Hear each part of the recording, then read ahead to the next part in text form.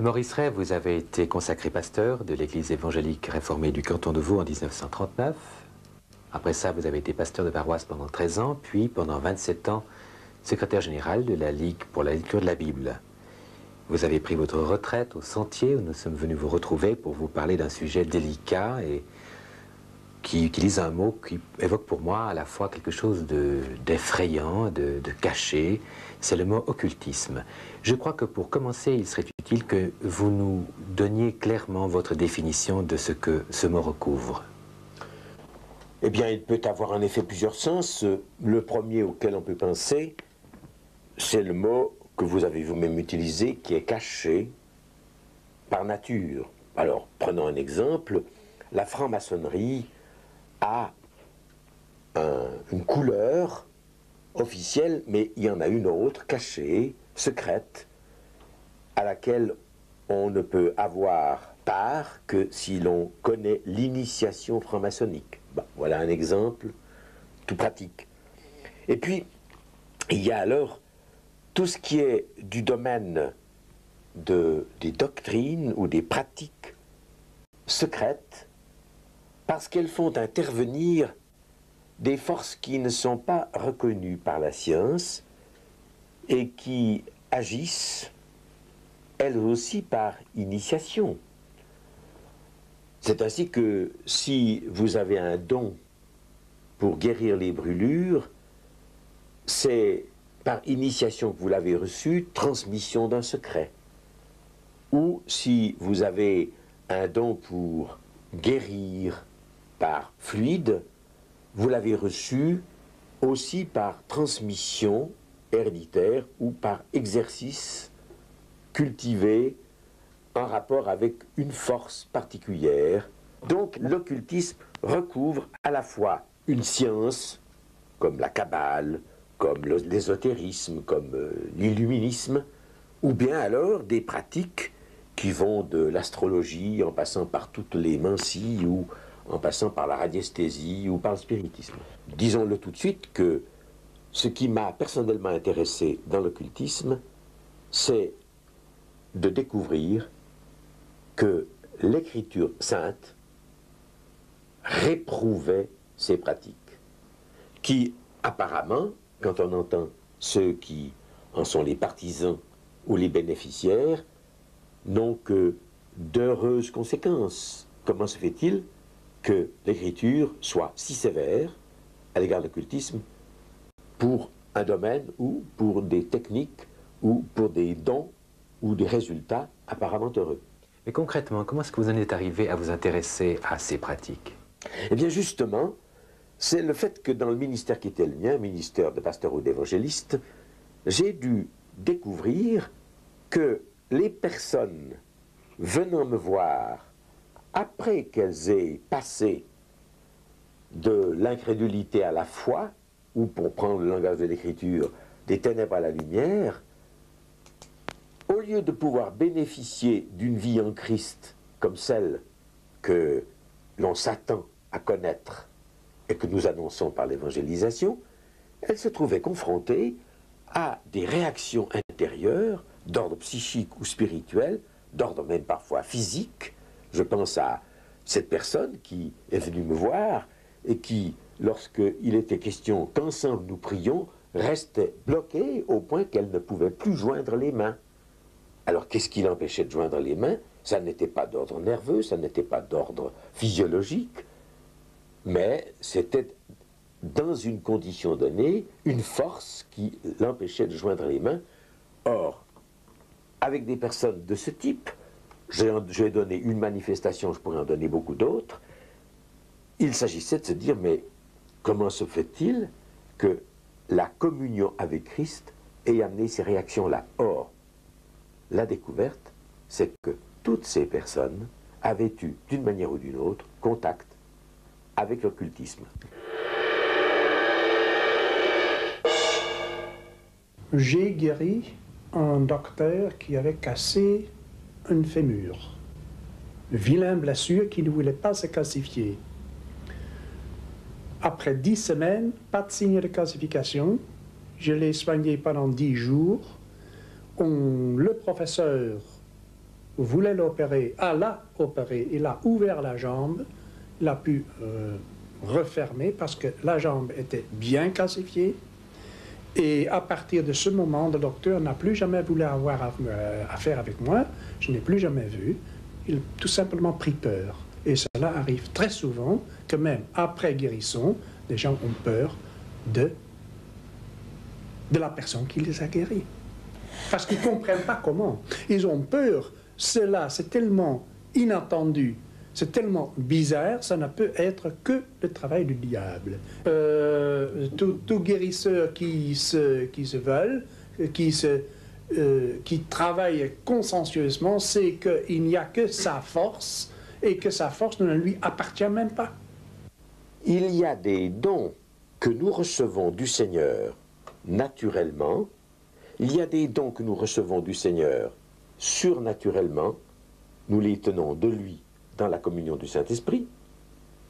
Et puis, il y a des dons qui se découvrent lorsqu'on entre dans certaines pratiques et que l'on développe les possibilités qu'elles nous offrent.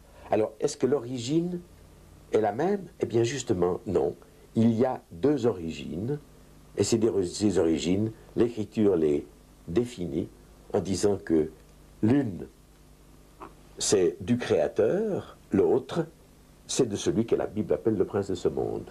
Quand vous parlez des dons qui nous sont remis en cadeau, comment être sûr que ces dons sont bien de Dieu ou qu'ils ne le sont pas? Est-ce que c'est dans leur application, dans la manière dont ils se manifestent, dans le résultat que se trouve finalement la garantie qu'ils sont à utiliser ou pas?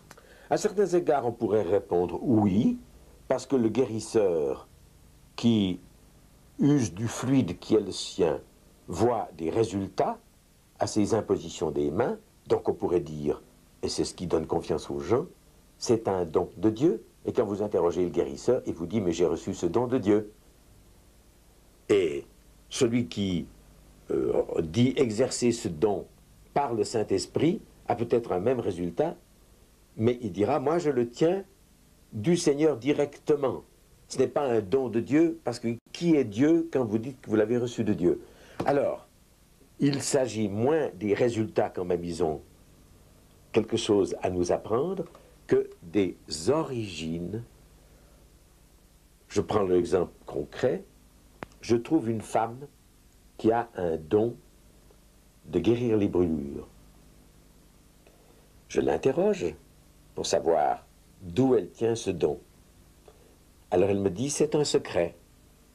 Alors vous pouvez peut-être me le dire en me faisant confiance. Non, parce que si je le disais, je le perdrais.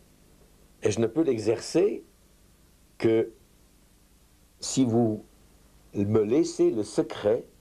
Et quand je lui dis, mais ce secret, il est lié à quoi? Est-ce qu'il est lié à une parole que vous devez prononcer, à une prière que vous devez prononcer? Oui, il est lié à une prière. J'ose aller plus loin, lui demandai-je. Est-ce qu'on ose savoir dans cette prière qui vous invoquez? Alors elle dit, mais j'invoque le Père, le Fils et le Saint-Esprit. Je lui dis, mais eux seuls, ou bien s'il y a encore une autre invocation? Alors elle me dit, vous allez tout me faire dire. Alors, je ne veux pas trahir le secret de cette femme, mais effectivement, elle invoquait une autre divinité que Dieu, Père, Fils et Saint-Esprit, et elle tenait ce don par suite de cette invocation qui lui avait été enseignée par quelqu'un qui lui avait livré le secret. Mais ça marchait, les gens étaient guéris de leur brûlure. Ah, ça marchait. Et ça marchait même si bien qu'elle pouvait par téléphone guérir les brûlures. Mais cette femme avait, par réaction ou en conséquence, des misères physiques, psychiques, je dirais même morales, telles qu'elle est venue me voir après m'avoir entendu annoncer l'évangile dans la localité où elle se trouvait. Et j'ai pu alors lui révéler qu'elle était liée à une puissance occulte et qu'elle pratiquait une forme d'occultisme par son don. Elle a bien saisi que c'était le cas, et lorsqu'elle a voulu s'en débarrasser, qu'elle a rompu avec la puissance ou le don qui était le sien, les conséquences ont été très graves, puisque, vous direz que c'était un hasard, elle s'est brûlée très gravement, au point qu'on pouvait se demander s'il n'y avait pas une vengeance. Et je vais aller jusqu'au bout de ce récit si vous le voulez, elle a été très tentée, en l'occurrence, de recourir à la prière qui la soulagerait, elle qui venait de se brûler gravement. Elle l'a faite. Elle a été immédiatement soulagée. Mais alors, elle était de nouveau prisonnière de son don et elle ne pouvait pas échapper à la puissance qui la tenait captive. Alors, je ne veux pas raconter toute l'histoire, il a fallu que j'intervienne d'une autre manière. Je dirais, là, le ministère de la Libération a été nécessaire et cette femme est aujourd'hui totalement séparée de ces pratiques qui lui ont coûté cher, elle vous le dirait si elle était là à côté de moi, mais je n'ai pas le droit de trahir son secret. Et quand vous parlez des guérisseurs, est-ce que vous impliquez aussi ceux qui sont guéris par eux? Et dans quelle mesure ces gens guéris, sont-ils affectés d'une manière ou d'une autre par le fluide, par la présence, par le contact avec le guérisseur? Alors je crois qu'ici, il faut faire intervenir deux notions, deux données qui me paraissent très importantes. La première, c'est que n'importe quel praticien de l'occultisme vous dira qu'il n'est pas, lui, personnellement responsable de l'opération dans laquelle il est impliqué. Le radiesthésiste, l'abbé Mermet, qui en a été un célèbre dans notre pays, a dit dans son gros bouquin sur la radiesthésie, « Entre le pendule et moi, c'est le pendule qui a raison. » Eh bien, c'est une phrase significative dans le sens où elle nous informe que le radiesthésiste lui-même abdique par rapport à son pendule. Par rapport à son pendule, mais est-ce qu'un pendule a une volonté, une intelligence? Non, il n'est lui-même le pendule que l'instrument de quelque chose auquel se soumet le radiesthésiste. Il devient un médium ou bien? Il devient lui-même médium. Intermédiaire. Intermédiaire. Donc, il y a toujours dans la pratique occulte une forme de passivité. Mais est-ce qu'on retrouve cette passivité dans d'autres pratiques occultes que chez les guérisseurs? On la trouve bien sûr chez ceux qui, par exemple, font ce qu'on appelle de l'écriture automatique. Et ils ont besoin d'être tout à fait passifs pour que la voix, la personne qui écrit au travers d'eux, défunte depuis X années, leur communique ce qu'elle a à leur dire. Les fameuses lettres de Pierre aux éditions Fischbacher en 5 volumes qui ont pour auteur un homme tombé sur le front dans la guerre 14-18 sont transmises par quelqu'un qui écrit sous dictée, mais la personne en question n'est qu'un médium. Vous retrouvez le même phénomène, j'ai là sous les yeux ce qui s'est passé à la Chaux-de-Fonds ce printemps 84, où un peintre médiumnique peut en 2-3 minutes reproduire un tableau de Van Gogh. Et il y a là exigence d'une totale passivité pour transmettre ce que la puissance veut communiquer. Et c'est la raison pour laquelle, du reste, beaucoup de médiums sont des femmes dont l'âme sensible est beaucoup plus manipulatrice par l'esprit qu'un homme dont la pensée domine la pensée de l'esprit. En restant de ce côté de la frontière, est-ce qu'on ne risque pas de négliger finalement des dons que Dieu nous aurait accordés pour que nous les utilisions au service des autres et à sa gloire? Il est clair qu'il y a en nous un magnétisme en usage dans beaucoup de domaines. Quand une mère caresse son enfant, quand un fiancé regarde celle qu'il aime, il y a un magnétisme qui joue. La transmission de pensée est aussi une des expressions du magnétisme humain. Alors il est clair que nous avons un magnétisme que nous pouvons mettre au service du Seigneur. Mais nous ne pourrons le faire que dans une profonde communion avec lui, parce que très vite, nous pourrions franchir la frontière que je vais définir par une illustration. La sensibilité d'une âme ou d'un esprit peut être comparée à la sensibilité de l'œil. Dieu a bien pris soin de cacher notre œil dans une cavité, de le baigner dans un liquide, de lui donner des protections que sont les paupières, les cils et les sourcils, et cette cavité est même une partie de l'ossature qui est la plus résistante. Pourquoi? Parce que la sensibilité rendrait l'œil vulnérable s'il n'était pas ainsi à l'abri. Juste de cette comparaison pour faire comprendre cette vérité, savoir que nos possibilités de communion par le magnétisme doivent rester strictement dépendantes du Seigneur, parce que très vite nous pouvons manipuler les autres, dominer les autres, occuper dans leur vie une place, prendre sur eux une autorité que le Seigneur nous interdit, parce qu'il veut que ce qui nous lie l'un à l'autre ou les uns aux autres, ce soit son amour et non pas un esprit dominateur.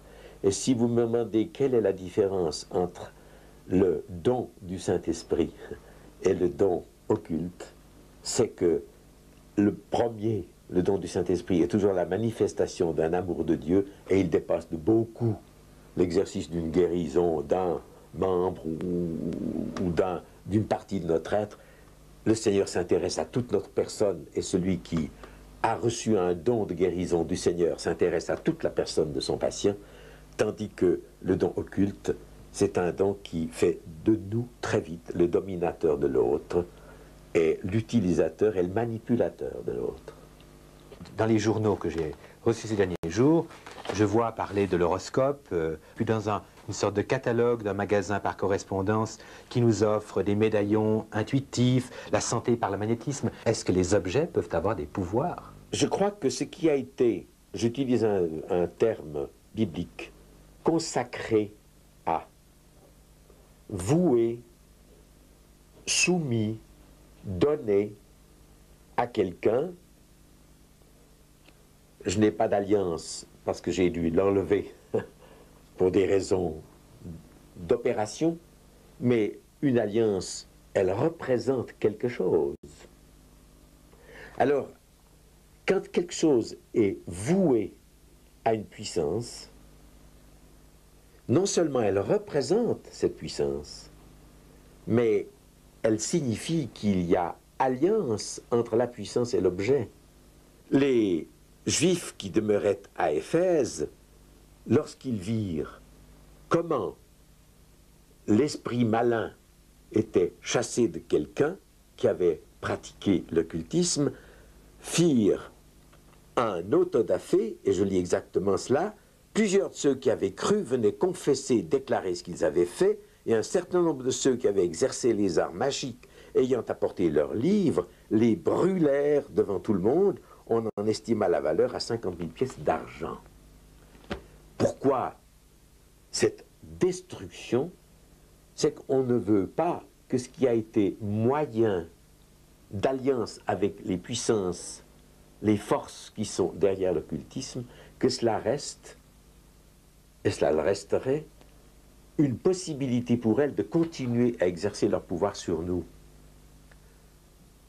Si vous avez eu, prenons un exemple concret, un échange de lettres avec quelqu'un qui vous compromettrait, vous ne tenez pas à ce qu'il ait en main encore la lettre où vous ne tenez pas à garder, vous, une lettre de quelqu'un qui trahirait la compromission qu'il y avait entre elle et vous. Alors vous brûlez, vous détruisez cela. Eh bien, je dirais que c'est de la même manière qu'on détruit tout ce qui a été objet, moyen de communion avec ses forces et ses puissances. On se retrouve un petit peu dans une sorte de fétichisme. Oui. Et ce qui me frappe, c'est quand même d'imaginer que dans une époque, dans un siècle où la science, les techniques, le rationalisme est finalement devenu un peu un dieu, on en soit encore à prêter attention à cette forme de fétichisme. Est-ce que c'est lié à la nature de l'homme? Oui, parce que vous avez là sous les yeux l'exemple de cette médaille. Vous avez bien d'autres exemples qu'on pourrait citer de gens qui portent des signes porte-bonheur. On vous dit qu'il faut mettre, même dans votre chambre, ceci ou cela. Il faut sous votre lit des orientations, des objets d'un certain métal, ou dans l'utilisation d'un pendule, il faut que le pendule soit lui-même d'un certain métal. Pourquoi? Parce qu'on les croit porteurs de quelque chose, un pouvoir, une force protectrice qui vous rassure. Alors quand vous dites que c'est étonnant que dans un siècle aussi rationnel que le nôtre, les gens en soient là, je dis mais on retrouve ce qu'on sème. Et les gens sont d'autant plus crédules et ont d'autant plus besoin de sécurité que la raison ne leur en apporte aucune. Parce que la raison, elle limite son action à ce qui est rationnel. Mais tout n'est pas rationnel dans la vie. Est-ce qu'on peut dire que l'âme est quelque chose de rationnel, ou bien si c'est justement l'impondérable chez quelqu'un, c'est justement l'inconnaissable chez quelqu'un? Alors, vouloir tout ramener aux dimensions de la raison, c'est en quelque sorte contraindre les gens à retrouver de la mauvaise manière ce qu'on a cru leur faire abandonner. Et à l'heure actuelle, partout, l'athéisme est confronté à ce qui le contredit, savoir le besoin de foi extraordinaire qu'on trouve dans une jeunesse qui a toujours eu comme seul support ou apport venu de l'extérieur un rationalisme athée, matérialiste, qui en lui-même porte sa vanité, une vanité que, sans qu'on ait besoin d'intervenir, les jeunes éprouvent et ils vont chercher ce qui est autre que la raison et le matérialisme. Alors nous sommes dans un siècle affamé de spiritualité, affamé, intéressé, passionné pour tout ce qui est surnaturel.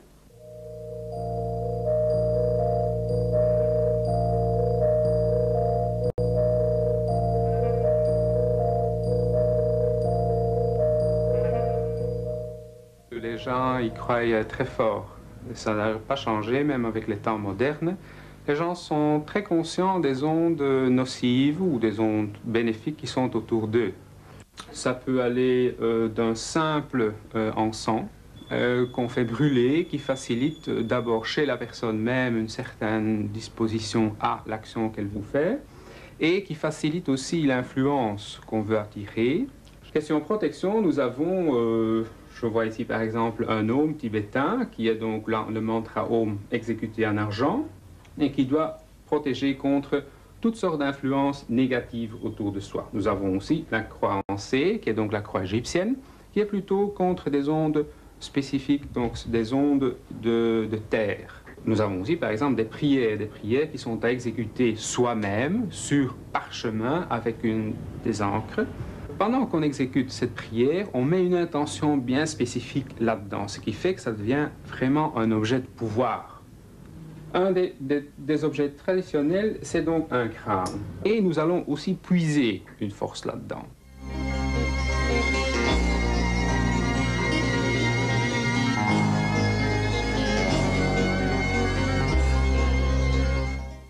Bien sûr, on a évoqué jusqu'ici surtout les guérisseurs, les devins, Mais c'est oublier qu'il y a toute une partie d'occultisme dont nous avons peu parlé et que la littérature nous ferait connaître, outre toute la littérature filmée, et à l'heure actuelle, vous pouvez à la télévision ou dans les journaux voir combien le satanisme revient à l'ordre du jour. C'est mettre en lumière, glorifier le diable, lui faire prendre les responsabilités qu'on attribuait à Dieu. Et cela se passe dans d'innombrables publications où tout ce qui nous est raconté glorifie les interventions, la puissance du diable lui-même. Outre ce qu'il faudrait dire du spiritisme, où l'on prétend, par les tables tournantes, entrer en communion avec les défunts, ou alors par un médium dont c'est la vocation qui devient l'intermédiaire de ce que tel défunt aurait à nous communiquer. Mais quand vous entendez ce que disent ces médiums, ce sont presque toujours des gens qui vous menacent, qui vous déterminent dans un sort fatal et qui mettent et sèment en vous une peur, une angoisse qui vient s'ajouter à toutes les angoisses dans lesquelles nous vivons. C'est la raison pour laquelle je dis, je n'ai hélas pas noirci le tableau, toute l'actualité le dépeint ce tableau dans la réalité assombrie dans laquelle se situe tout l'occultisme.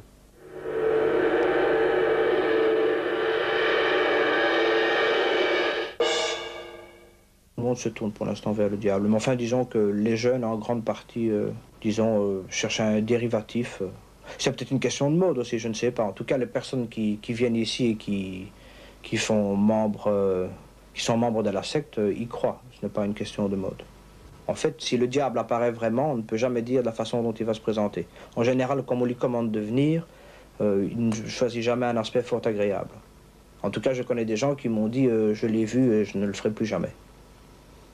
Bon, pour l'instant, je vous le dis honnêtement, il ne m'est pas encore apparu jusqu'à présent, mais il faut dire que je ne fais des messes noires que depuis 1 an et demi, donc tout est encore à faire. Il faut justement attendre d'avoir suffisamment de personnes dans la secte pour avoir une communion suffisamment forte, pour qu'il se produise quelque chose. Oui, effectivement, il existe une littérature qui n'est pas toujours diabolique ou satanique, qui est plutôt satanique, luciversienne, etc. C'est un peu la terminologie.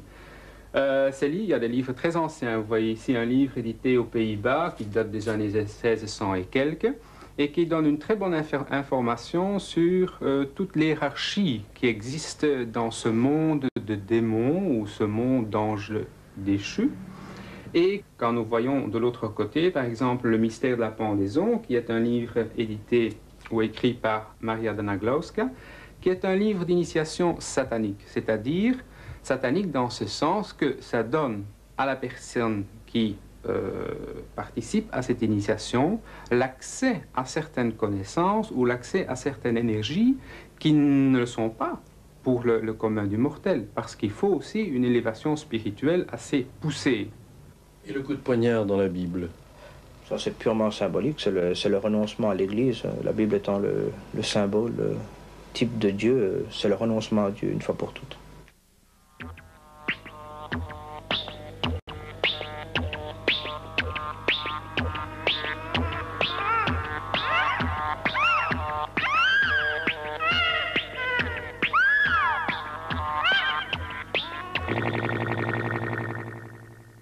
Un de mes amis était voyant médium.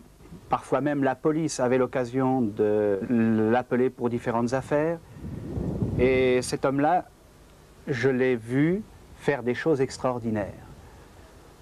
Un jour, alors qu'il était dans un banquet, un homme à côté de lui était sceptique sur ses dons. Alors, il s'est concentré, il a profondément recherché quel était le destin de cet homme, et il lui a dit comme ça, demain matin, tu seras mort. Cela a provoqué un trouble parmi l'assistance. Et effectivement, le lendemain matin, cet homme était mort. En ce qui me concerne, eh bien, j'ai eu l'occasion également de lui demander quel était mon destin. Et ce destin, eh bien, il n'était pas beau. À partir de ce moment-là, eh bien, en moi, plus rien n'allait. J'étais pris comme dans un étau par ce destin et je ne pouvais plus m'en échapper. Les choses qu'il avait annoncées étaient en train de s'accomplir. Effectivement, avec ma femme, cela n'allait plus. J'étais sur le point de divorcer et c'était exactement ce qu'il avait annoncé. Je ne savais que faire. Je ne savais pas comment m'en sortir. C'est alors qu'on m'a parlé de Jésus-Christ et on m'a dit que Jésus pouvait me libérer si je tournais les regards vers lui. Alors mon cœur a été touché et j'ai accepté que Jésus change ma vie, que Jésus change mon destin. Et je peux dire qu'à ce moment-là, les circonstances extérieures de la vie ont totalement changé et j'ai su que Dieu prenait ma vie en main. J'ai été libéré de ces puissances maléfiques et maintenant je peux dire que je suis heureux, je peux dire que Jésus m'a libéré. Je vis avec ma femme, j'ai maintenant des enfants et je dors bien la nuit, je n'ai plus ces angoisses, je n'ai plus ces troubles. Est-ce que le diable a réellement connaissance de l'avenir?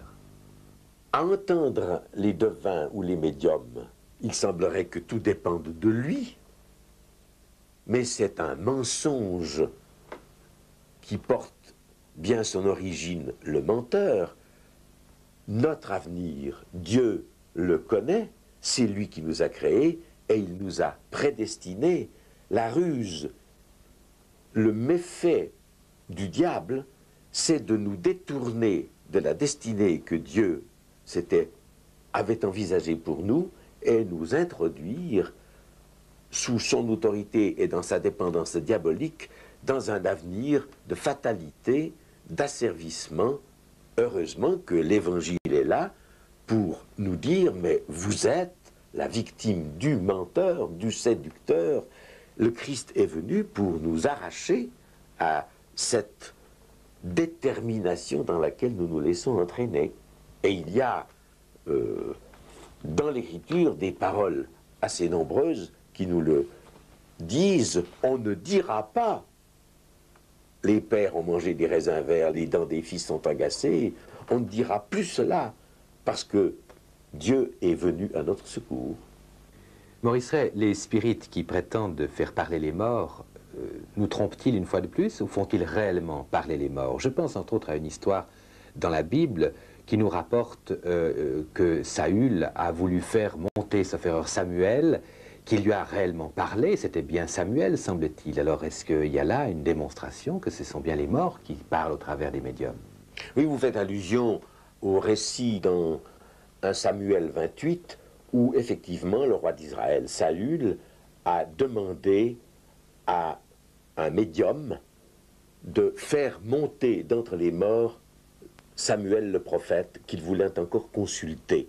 Dieu a permis, et je crois que c'est pour notre enseignement qu'il l'a permis, que Samuel en personne apparaisse, et la femme qui habituellement voyait dans son esprit tel ou tel mort, ou qui entendait dans son esprit tel ou tel mort parler, est tellement surprise que cette fois, ce ne soit pas un esprit qui parle, qu'elle quitte son rôle de médium pour devenir simplement spectatrice et l'auditrice de ce qu'a dit le prophète, qui a doublement accusé Saül parce qu'il connaissait l'interdiction qui était faite aux Juifs de communier avec les morts, et cette interdiction tient au fait que ce n'est pas avec les morts qu'on communie, mais avec des esprits maléfiques qui imitent ce que les morts auraient dit et qui nous le communiquent, comme si c'était eux les morts qui parlaient, mais c'est l'esprit lui-même qui parle.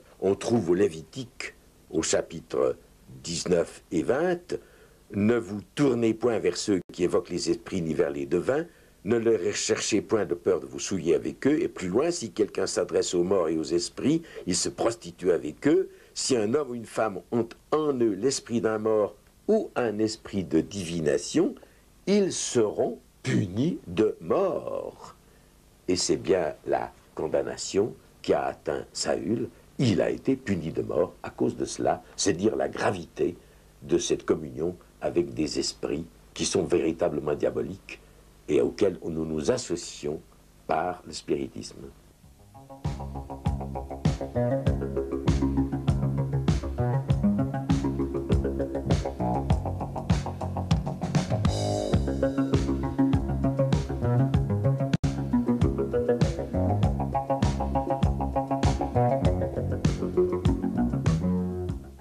Il y a, semble-t-il, à Paris plus de voyants extralucides que de médecins.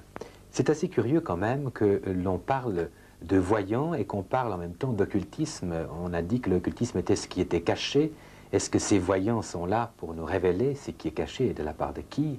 Vous parlez de la France, mais c'est vrai en Suisse, et je vous en donnerai un exemple, pour tout ce qui est surnaturel. Quand je me trouve dans un groupe de jeunes de chez nous, j'ai posé bien souvent la question, sous une forme humoristique un peu, mais elle traduit quelque chose. Je dis, pouvez-vous me citer le nom de 6 apôtres de Jésus-Christ? En général, ils s'arrêtent à Pierre, Jacques, Jean. Ils diront Paul parce qu'ils ne savent pas qu'il est le 13e donné après coup. Mais ils en restent là, la plupart du temps. Et quand je leur dis, pouvez-vous me donner les signes du zodiaque? Ils en connaissent plus de 3. Ils savent me dire auxquels ils appartiennent. Et quand on les interroge de savoir pourquoi ils ont comme ça un intérêt pour ce signe du zodiaque, c'est que derrière ce signe se cache précisément toute la réalité invisible qui leur apparaît une dimension ignorée, inconnue, dans laquelle ils veulent plonger leur regard. Donc ils ont l'impression en fait que les signes du zodiaque, l'astrologie, peut avoir un effet, les astres peuvent avoir un effet sur eux, alors qu'au fond les apôtres, c'est des gens qui ont vécu il y a 2000 ans et qui n'ont plus d'effet sur eux du tout. Exactement. Et c'est cela même qui fait la grande différence entre la religion et la révélation. Car nous touchons, au travers de l'occultisme, à ces 2 domaines que nous finissons par opposer, quand même ils ont des relations plus profondes. Savoir que la religion est l'effort de l'homme pour saisir qui il est dans le monde où il se trouve, et dans la découverte qu'il croit devoir faire et qu'il aimerait faire du Créateur. Alors, toutes les religions et toute la religion et toutes les techniques ésotériques et toutes les recherches qui vont au-delà de cette réalité pour saisir ce qu'est l'invisible, tout cela, c'est de la religion. Un effort de relation avec ce qui nous dépasse, avec Dieu, Créateur s'il existe. Et tout l'occultisme en est l'expression. Tandis que la révélation, c'est la démarche du Dieu créateur dont l'homme a perdu, non pas la notion, mais la connaissance réelle. On peut avoir intuitivement connaissance que Dieu existe, mais entre intuitivement connaître que quelqu'un existe et l'avoir rencontré et le connaître en vérité, eh bien c'est toute la mesure de la révélation que Dieu nous apporte de sa personne, de son dessein, des raisons de notre existence et de notre devenir. Alors ici s'inscrivent les données de la révélation avec tous les dons charismatiques dont on a parlé et les données de l'occultisme avec tous les pouvoirs, toutes les recherches, tous les miracles qu'on essaye de manifester pour laisser entendre qu'on a trouvé. Mais vous avez employé le mot technique tout à l'heure, et j'aimerais revenir sur ce mot parce qu'on trouve dans, puisqu'on parlait des jeunes aussi, une très grande spiritualité, vous l'avez dit, une recherche qui n'est pas propre aux jeunes, mais qui peut être plus exprimée chez les jeunes, une recherche de Dieu finalement. C'est pas d'aujourd'hui, mais ces jeunes le recherchent aussi, on l'a vu très souvent, dans les spiritualités orientales. Or, dans ces spiritualités, il y a un très grand nombre de techniques qui sont appliquées, qui sont proposées. Et ces techniques, elles nous envahissent de toutes les manières. Est-ce qu'il y a alors un rapport de nouveau pour essayer toujours de bien essayer de comprendre où s'arrête et où commence l'occultisme? Est-ce qu'il y a des dangers à appliquer ces techniques? Je pense aux techniques de yoga, aux techniques de la méditation transcendantale. Est-ce qu'elles sont comme les objets, au fond, sans grand danger en elles-mêmes, mais qu'elles peuvent comporter un danger par l'intention qui est derrière? Comment est-ce que vous voyez ces techniques? Ces techniques sont-elles simplement d'ordre naturel? Si oui, alors ce serait une forme de mathématiques appliquées ou une forme de gymnastique appliquée. Vous parlez du yoga. Est-ce que la relaxation, c'est du yoga? Et où commence la relaxation, où finit la relaxation, et où commence le yoga? Ici, il nous faut alors faire un pas de plus et ouvrir notre Bible. Parce que derrière tout cela, il y a un enjeu formidable. Si je lis l'Épître aux Éphésiens, au chapitre 6, verset 10 et suivant, « Fortifiez-vous dans le Seigneur et par sa force toute puissante. Revêtez-vous de toutes les armes de Dieu afin de pouvoir tenir ferme contre les ruses du diable, car nous n'avons pas à lutter contre la chair et le sang, mais contre les dominations, contre les autorités, contre les princes de ce monde de ténèbres, contre les esprits méchants dans les lieux célestes. » C'est pourquoi prenez toutes les armes de Dieu afin de pouvoir résister dans le mauvais jour. Il y a dans ce monde une opposition à Dieu, à sa révélation, à Jésus-Christ qui en est le seul médiateur. Et cette opposition, elle a pris le nom de Satan. Et, vous le voyez ici, elle a pris les noms de puissance, domination, prince, autorité, dans les lieux célestes. Force. Est-ce que ce sont en fait des termes qui recouvrent, qui sont les différentes facettes d'une même chose, ou ce sont chaque fois, au fond, des puissances différentes? Vous en avez donné une liste là, Oui. c'est impressionnant. Alors elles appartiennent, si l'on étudie ces choses, elles appartiennent aux créatures célestes qui sont de types divers et qui sont très nombreuses, parce qu'à ces noms-là, il faudrait ajouter beaucoup d'autres noms.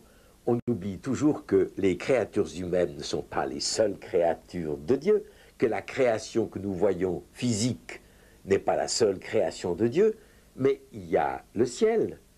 Et dans le ciel, il y a d'autres créatures. Alors, il y a celles qui sont nommées ici dans ce chapitre 6, mais il y a les anges, les archanges, les chérubins, les séraphins. Donc, vous le voyez, on entre dans un domaine qui nous obligerait à une connaissance beaucoup plus grande des choses. Alors, revenons à ce passage-là. Alors, ce passage nous montre bien qu'il y a des personnalités, des autorités, des puissances qui sont à l'œuvre dans ce monde. Qui étaient-elles à l'origine? C'est toute la problématique quand on fait de la théologie. Elles étaient vouées par le Seigneur à présider, à organiser la création, et la création dépend d'elles. Si bien que dans la question que vous posez, il y a tout cet aspect des choses, savoir, est-ce que nous sommes dans un monde où nous allons nous laisser dominer par les puissances qui le régissent, ou bien si nous allons être dans un monde où nous resterons dans la liberté.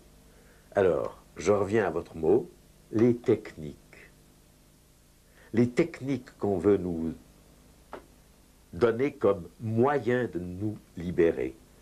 Est-ce que ces techniques sont des techniques que le Seigneur nous enseigne pour notre libération, ou bien si ce sont des techniques par le moyen desquelles les puissances veulent maintenir sur nous leur hégémonie? Mais le Seigneur ne nous enseigne aucune technique. Alors vous avez donné la réponse. Le Seigneur ne nous enseigne aucune technique parce qu'aucune technique n'est capable de nous sortir de l'état d'oppression, de domination dans lesquels nous nous trouvons quand nous sommes simplement dans ce monde. Car nous sommes dominés par le temps, nous sommes dominés par des puissances. Je pense à la puissance de l'argent, je pense à la puissance du mal, à la puissance de la violence. Qu'est-ce que sera demain si ce qui nous échappe continue à nous opprimer, à nous asservir et à organiser notre destruction à tous. Donc aucune technique n'est capable de nous faire échapper à cette réalité-là.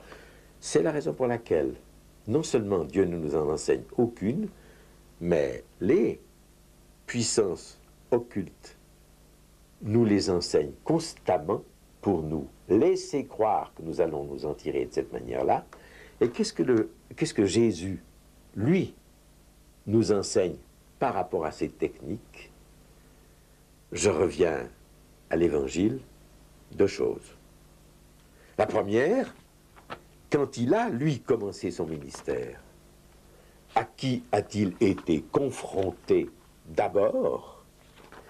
Eh bien, à Satan en personne, qui a cherché à le séduire.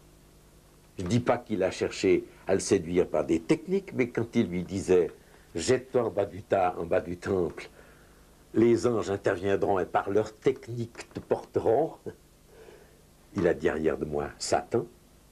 Donc il s'est opposé à ces puissances. Quand il a commencé son ministère de libération, il a constamment eu affaire à des malades qui étaient démonisés et dont il a chassé les démons, et ceux-ci n'allaient pas sans protester et sans déclarer « Oui, nous savons qui tu es, tu viens pour nous perdre », et elles étaient obligées de se soumettre à lui, car la vraie technique chrétienne, c'est la foi en celui qui a l'autorité et la puissance. Et puis finalement, vous le savez, quand il nous appelle à son service, il ne nous enseigne pas des techniques, il nous enseigne l'humilité, il nous enseigne à mourir à nous-mêmes, c'est-à-dire à renoncer à tous les pouvoirs de notre chair mauvaise, et à nous ouvrir à l'action du Saint-Esprit, et il nous donne, dans cette action du Saint-Esprit, le pouvoir de résister au malin, de chasser les démons. Mais vous semblez être terriblement contre l'occultisme. Est-ce que la Bible est aussi catégorique que vous sur ce sujet? Ah, c'est une bonne question. Je vais vous répondre Bible en main, au Deutéronome, chapitre 18. Qu'on ne trouve chez toi personne qui exerce le métier de devin, d'astrologue, d'augure, de magicien, d'enchanteur, personne qui consulte ceux qui évoquent les esprits ou disent la bonne aventure, personne qui interroge les morts, car quiconque fait ces choses est en abomination à l'Éternel, et c'est à cause de ces abominations que l'Éternel ton Dieu va chasser ces nations devant toi. Toi tu seras entièrement à l'Éternel ton Dieu, car ces nations que tu chasseras écoutent les astrologues et les devins, mais à toi l'Éternel ton Dieu ne te le permet pas. L'Éternel ton Dieu te suscitera du milieu de toi dans tes frères un prophète comme moi, vous l'écouterez. Or le prophète comme Dieu, c'est Jésus-Christ. Donc quand vous demandez est-ce que la Bible est contre, j'aimerais souligner que non seulement elle est contre, mais elle déclare solennellement que une des raisons qui a historiquement amené la destruction d'un certain nombre de nations tient au fait que ces nations étaient entièrement sous le pouvoir des occultistes de l'époque. Mais pourquoi est-ce que la Bible est aussi farouchement opposée à l'occultisme et à ses pratiques? Ah. À cause des dégâts et des conséquences graves que j'ai souvent vus de mes propres yeux, et je vais prendre un ou deux exemples concrets. Je pense à cette famille dans laquelle je suis entré, moi qui ai en général un accueil favorable de la part des enfants. Il y avait là, dans un parc, un petit enfant qui en était à apprendre à marcher, et quand j'ai cru m'approcher de lui, bien sûr j'étais un étranger, mais il m'avait déjà vu avec sa mère. Tout à coup, sa mère l'ayant laissé, cet enfant a pris des attitudes et un comportement d'une nature telle devant moi que, je crois par le Saint-Esprit, j'ai reçu une conviction que Dieu me donnait, que cet enfant était habité par une force qui m'agressait. Parce que jamais un enfant grimaçait, manifestait une telle hostilité envers moi comme j'avais là cet enfant sous les yeux. À tel point que, très troublé par cette scène, quand la mère est revenue, elle m'avait laissé seul un instant avec lui, je ne connaissais pas beaucoup cette femme, je l'ai interrompue dans ce qu'elle voulait me demander pour lui dire « Madame, moi j'ai une question à vous poser qui n'a rien à voir avec notre entretien. Est-ce que vous avez eu contact avec l'occultisme ?» Et parce qu'elle restait interdite devant ma question, ne comprenant pas ce que je voulais dire, alors je lui ai énuméré les possibilités, radiesthésie, guérisseur, spiritisme, puis c'était toujours un non, et puis je dis, mais on n'a jamais utilisé le pendule avec vous. Alors j'ai vu que je l'atteignais, elle a rougi, et je lui demande, mais... Alors il y a une relation entre le pendule et vous? Elle me dit, mais enfin, pourquoi est-ce que vous me posez ces questions? Je dis, madame, je ne veux pas vous dire encore maintenant pourquoi je vous pose ces questions. Quand est-ce qu'on a utilisé le pendule? Ou quand l'avez-vous, vous, utilisé? Alors elle me dit, bien écoutez, quand, vous voyez ce petit, quand j'attendais cet enfant, mon père, qui est un radiesthésiste, a utilisé le pendule pour déterminer le sexe de mon enfant. Alors je lui ai dit, madame, je suis au regret de vous dire ce qui va vous horrifier, parce que ça va compromettre votre père, et vous, et votre enfant, et moi. Mais votre enfant, il est atteint par l'occultisme, et Dieu me l'a montré. Je prendrai un autre exemple, d'un homme qui, venu me voir dans un moment de profonde détresse, m'a révélé que dans sa vie, lui qui est un homme probe, un homme propre moralement, il ne saisissait pas comment et pourquoi, à certains moments, il avait un besoin d'exhibitionnisme tel que, travaillant en fabrique, il devait se tenir à quatre et finir par quitter l'établi pour aller se réfugier aux toilettes parce qu'il avait envie de se déboutonner et de montrer son sexe aux jeunes filles qui étaient dans l'atelier. Alors, bien sûr qu'on peut imaginer que chez un homme, il y a d'autres raisons que l'occultisme pour amener à un tel comportement. L'exhibitionnisme n'a pas comme seule origine une démonisation de l'être, mais amené à parler avec cet homme, il m'a révélé qu'il avait eu contact profond avec un praticien de l'occultisme et que c'était à partir de là qu'il avait en lui quelque chose qui n'expliquait pas, une force qui l'obligeait, le contraignait à des actes ou à des gestes qu'il ne savait pas expliquer. Alors, je donne ces deux exemples pour dire la sévérité de Dieu à l'égard des pratiques occultes, c'est que ces pratiques ont sur certains des conséquences qui sont horrifiantes, outre le fait que, et c'est peut-être ce qui m'a le plus interpellé personnellement, c'est moins ces exemples-là qu'on pourrait encore expliquer autrement, médicalement, psychiquement, psychologiquement, que le fait que les gens qui ont eu contact avec l'occultisme ont une sorte d'allergie à la parole de Dieu, qu'ils ne s'expliquent pas. Une allergie qui les amène à ne pas entendre, à ne pas comprendre, comme s'il y avait un voile qui était sur eux. Et je crois que un des aspects de mon ministère les plus démonstratifs ou les plus probants des méfaits de l'occultisme, c'est que cela nous stérilise par rapport à l'Évangile. Nous en perdons le goût. Les gens qui entrent en contact avec l'occultisme parallèlement à une foi chrétienne mal assurée, eh bien, c'est toujours au détriment de la foi, c'est toujours avec les conséquences que, petit à petit, ils n'ont plus le goût de lire la parole de Dieu, ils n'ont plus le goût de prier, ils sont avec des malaises, avec des réactions intérieures qu'ils ne s'expliquent pas, mais ils diront, oui, ça ne me dit plus rien, oui, c'est vrai, je ne prie plus, mais j'en ai plus le goût. Et ils ont des dégoûts vis-à-vis même de la communauté chrétienne.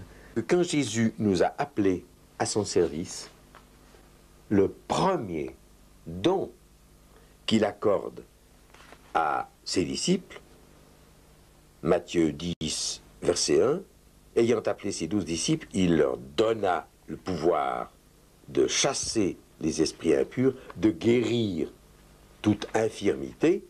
Et puis, si je lis dans Marc, je retrouve la même vérité. Il en établit 12 pour les avoir avec lui, pour les envoyer prêcher avec le pouvoir de chasser les démons.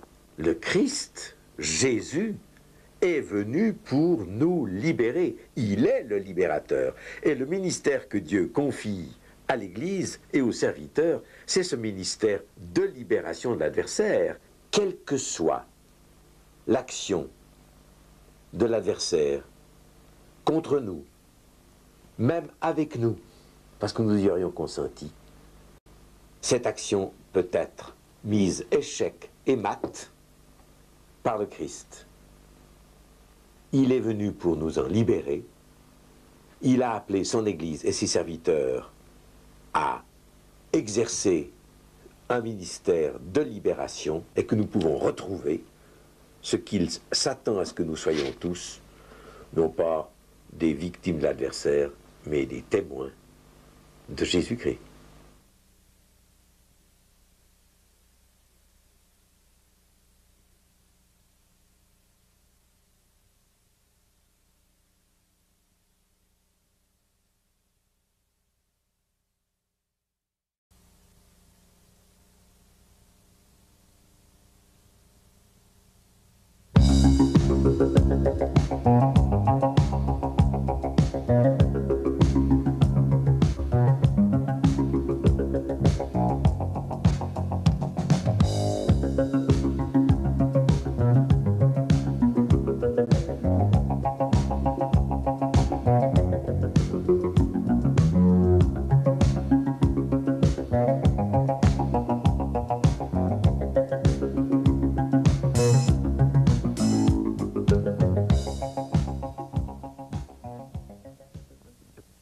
Maurice Rey, nous allons parler aujourd'hui de la libération, de la délivrance.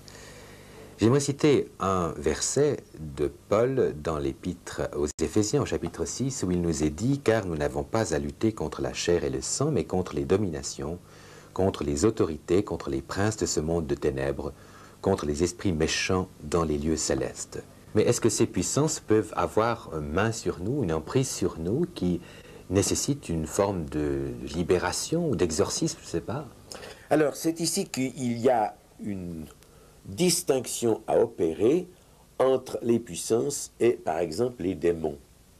Je ne peux pas chasser une puissance alors que je peux chasser un démon, parce que je ne peux pas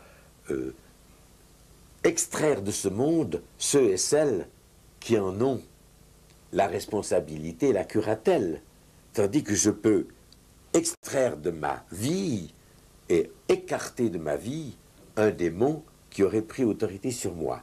C'est la raison pour laquelle on parle de lier et délier, lier des puissances dans leur action, les paralyser dans leur action, et puis nous délier de leur emprise. Alors, prenons l'exemple, si vous voulez, de l'argent. Si vous voulez en être délivré de la puissance de l'argent, commencez par reconnaître qu'il vous tient captif, vous êtes lié par l'amour de l'argent, et ce n'est pas d'écarter votre porte-monnaie que vous en serez guéri, c'est en vous, c'est dans votre âme, dans votre esprit, dans votre cœur que l'opération va se faire. C'est la raison pour laquelle la Bible nous appelle à nous repentir. Et la repentance, c'est un changement de cap, c'est un changement d'attitude vis-à-vis des choses et vis-à-vis de l'argent. Donc c'est en nous que ça se passe. Le mal, il n'est pas dans l'argent, il est dans notre cœur.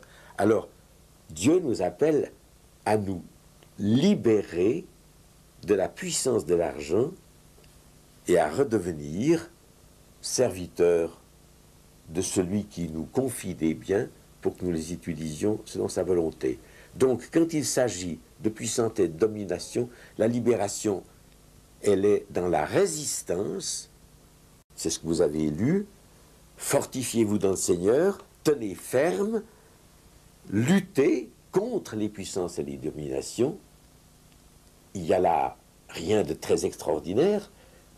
C'est une décision que vous prenez dans la repentance et dans la volonté d'être de nouveau libre par rapport à l'argent. Ça peut être aussi libre par rapport à l'alcool. Ça peut être libre par rapport à un enfant dont on devient l'esclave par une fausse compassion, une fausse amour à son égard. Il faut nous libérer de tout ce qui nous tient captifs de l'autre, parce que Dieu nous rend responsables de toute notre vie et de tout ce qui dans notre vie a un rôle à jouer, l'argent, l'amour, le service des autres. Quand il est dit dans ce verset que nous avons lu tout à l'heure que nous n'avons pas à lutter contre la chair et le sang, mais contre les dominations, etc., nous avons donc à lutter. Comment se pratique cette lutte? Comment peut-on surtout et d'abord bien positionner l'adversaire? Comment est-ce que je sais que j'ai des liens? Dans la mesure où, en toute conscience, vous pouvez répondre à votre propre interrogation, est-ce que je suis libre par rapport à l'argent? Est-ce que c'est vrai que je suis libre? Est-ce que je suis libre par rapport à l'alcool? Est-ce que je suis libre par rapport à n'importe quoi que vous pourriez désigner comme étant une possibilité de lien? Je crois que c'est la première question à poser. La seconde, alors si je constate que je ne suis pas libre, est-ce que je vais prendre la décision de me libérer?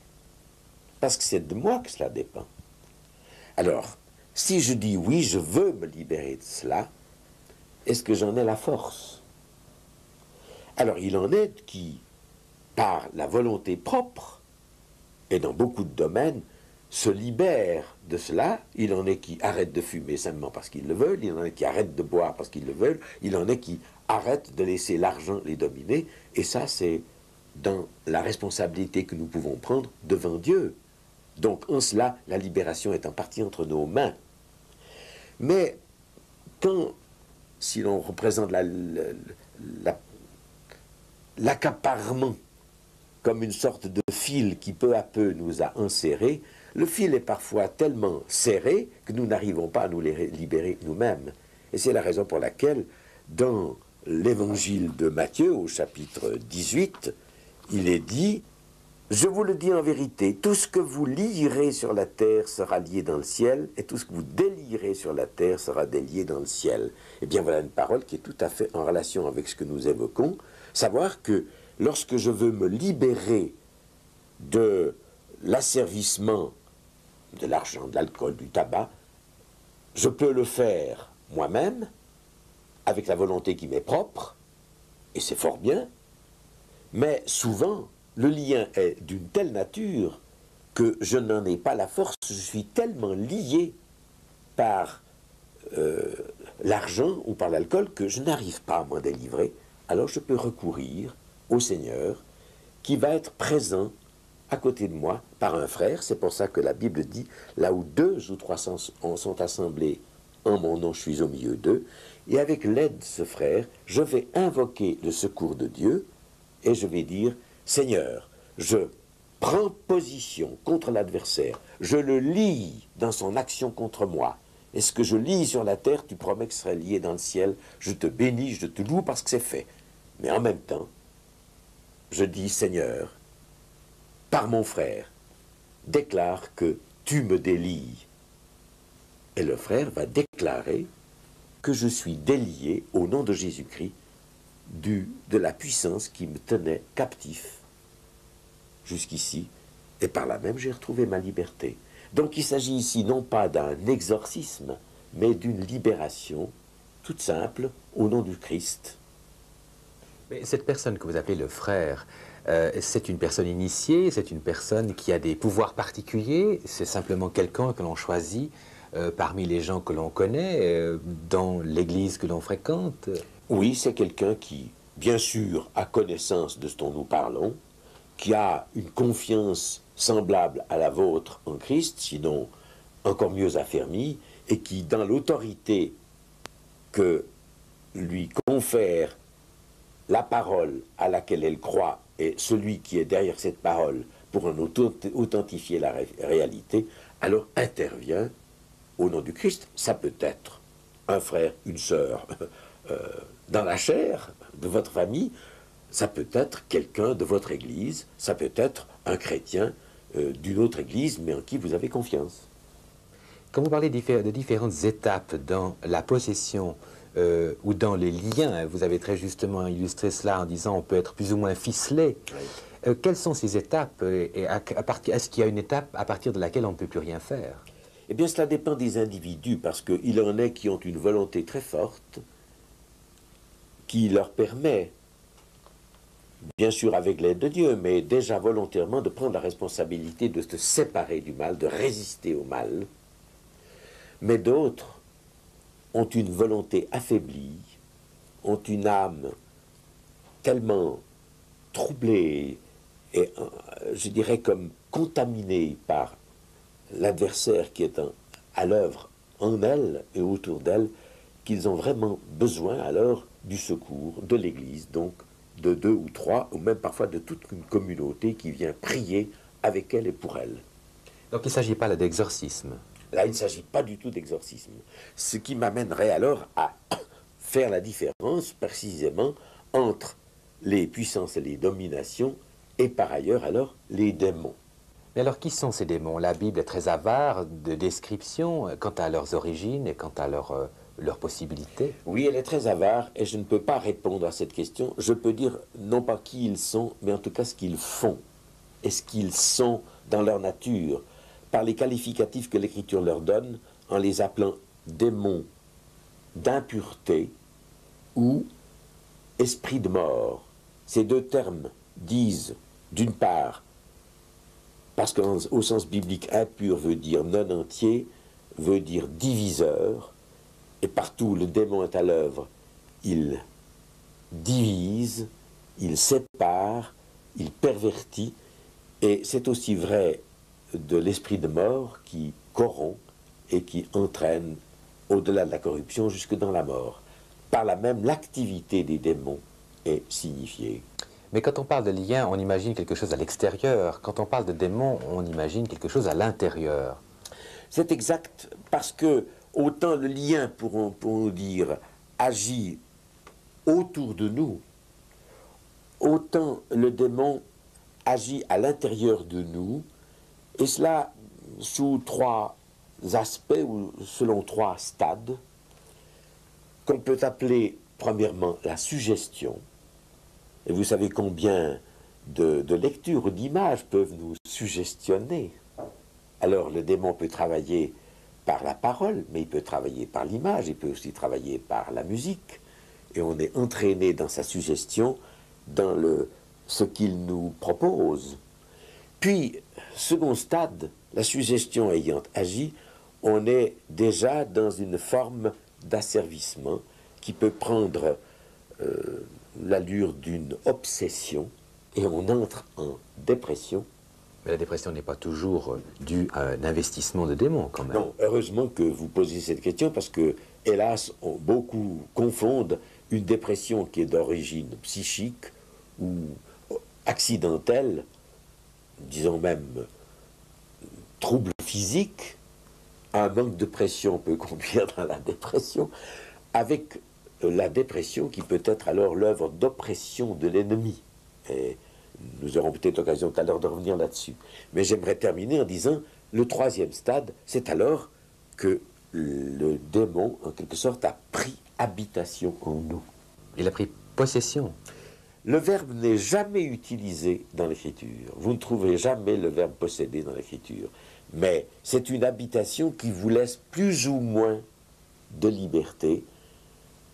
On trouvera le démoniaque de Gadara, dont il est question dans l'évangile de Matthieu, peut être tenu pour un possédé, parce qu'il n'a plus liberté ni de penser, ni d'agir conformément à sa propre volonté. Il est comme dominé par les démons qui l'ont investi, mais il n'en reste pas moins que dans l'investissement des démons, il reste toujours plus ou moins une partie de responsabilité personnelle. Je n'aime pas le verbe posséder, la Bible ne l'utilise jamais, elle parle toujours d'une habitation ou d'une démonisation. L'exorcisme a quelque chose de spectaculaire. On en a fait des films qui ont eu beaucoup de succès, on en a écrit des livres. Est-ce que c'est une pratique qui doit être encouragée? Est-ce que le fait qu'on en voit relativement peu pratiqué dans les milieux protestants, par exemple, est une indication de quelque chose? Revenons sur le film. Je le déteste parce qu'il contribue à laisser entendre un mensonge diabolique, puisque dans cette histoire filmée, celui qui est l'exorciste, il est sa peau. Et c'est le diable qui a la victoire. Or, dans la réalité, la pratique de l'exorcisme nous laisse intacts, nous est une joie, celle qu'on peut éprouver d'avoir triomphé de l'adversaire. Et quel adversaire, quand on sait le mal qu'il peut faire aux autres. Donc, je m'élève contre ce film et contre les idées qu'il a répandues, savoir que pratiquer l'exorcisme serait quelque chose de dangereux, de néfaste pour celui qui en serait le praticien. Par ailleurs, beaucoup de littérature font de l'exorcisme quelque chose d'exceptionnel ou de spectaculaire. Ça peut l'être, mais en réalité, que se passe-t-il dans l'exorcisme? Je ne crois pas que ce soit le démon qui soit la partie importante. Pour la bonne raison que le démon n'a d'action, en tout cas d'abord, que celle que nous voulons bien lui laisser avoir sur nous. C'est la raison pour laquelle aussi, personnellement, quand j'ai affaire à un démoniaque, c'est de lui que je m'occupe, du terrain dans lequel le démon a trouvé son action. Alors, pour illustrer cela, je vais raconter tout simplement devant vous l'exorcisme suivant. J'ai appris qu'une femme a une conduite telle que les autres femmes la redoutent parce qu'elle séduit leur mari. Et parce que j'ai connaissance de ces événements et que j'ai liberté d'intervenir auprès de cette femme, je vais auprès d'elle, je dirais en toute innocence, en croyant qu'elle était une dévoyée sexuelle. Or, dans le contact que j'ai avec elle, le dialogue engagé m'amène à lui dire le mal qu'elle fait, à l'appeler à cesser de troubler les ménages et même de les diviser, à cesser d'être une adultère. Or, dans le dialogue avec elle sur ce sujet, à un moment donné, je dois découvrir que cette femme n'est pas seule en cause, mais qu'elle est habitée par un démon, lequel l'entraîne et la tient dans ses raies et de telle manière qu'elle est comme contrainte à la séduction des hommes. Mais comment est-ce que vous découvrez ce démon en elle? Il n'a pas montré le bout de son nez. Alors ici, vous faites intervenir ce qu'il faut quand même en effet clarifier, savoir que un tel ministère exige ce que l'Écriture appelle un don de discernement des esprits. C'est un don du Saint-Esprit qui accompagne tout serviteur de Dieu qui veut pratiquer l'exorcisme, parce que effectivement, il peut y avoir, et c'est une confusion qui est souvent faite, un simple psychosomatisme. On peut être un dévoyé naturellement, charnellement, sans que le diable y soit pour quelque chose. C'est ce que je croyais en allant voir cette femme. Je voulais la ramener dans une liberté et un droit chemin, et surtout dans un comportement qui ne fasse plus tort aux autres. Et il a fallu que je parle d'esprit de discernement des esprits, je connaisse que cette femme avait en elle un démon. Vous me direz, mais qu'est-ce que c'est que ce discernement des esprits? C'est très difficile à expliquer puisque c'est un don surnaturel. Mais faites-moi crédit quand je vous dis que ce discernement, je l'ai par le regard. Je sais discerner dans le regard d'autrui ce qui est la personne qui me regarde ou soudain, dans ce regard, un autre regard que le sien. Il m'arrive aussi d'entendre au travers de la voix l'intonation de la personne à laquelle se mêle une autre intonation, puisqu'il est connu par l'écriture, mais par la pratique on le discerne aussi, que les démons parlent et ils utilisent la voix de la personne, comme ils utilisent le regard de la personne. Et ils peuvent utiliser aussi les gestes de la personne, parce qu'il faut dire, et je le dis en passant, que dans la pratique de l'exorcisme, il peut y avoir du danger, parce que le démoniaque peut vouloir vous sauter dessus. C'est arrivé 2 fois dans ma vie. Donc je ne dis pas qu'il ne faut pas une préparation.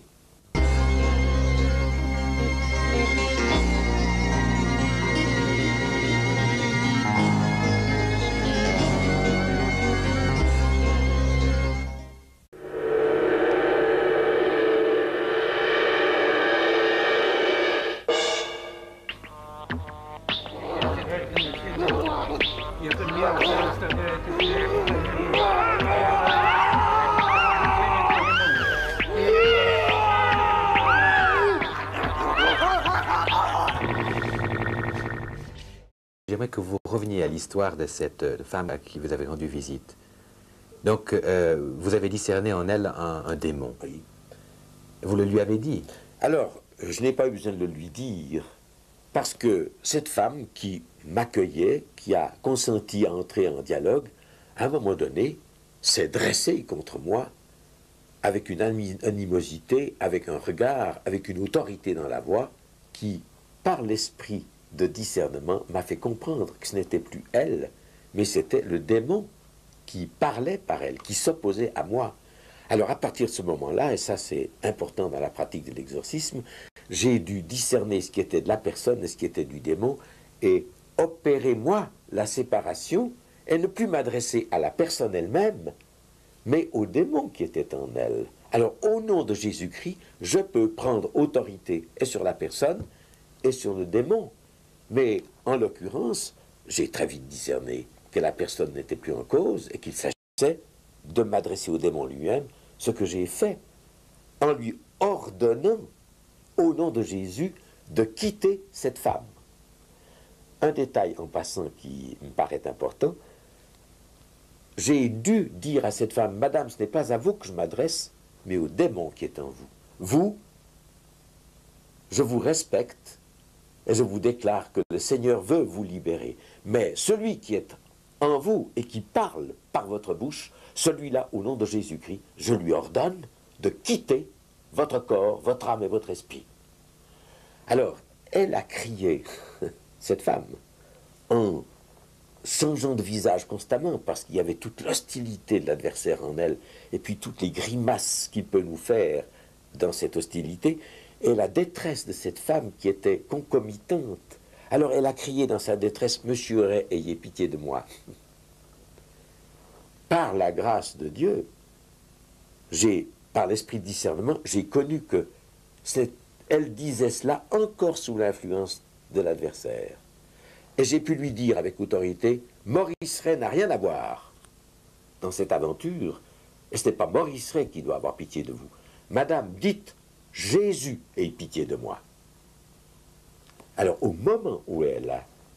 Alors, je lui dis, dites ça, Jésus ait pitié de moi, dites pas Maurice Ray.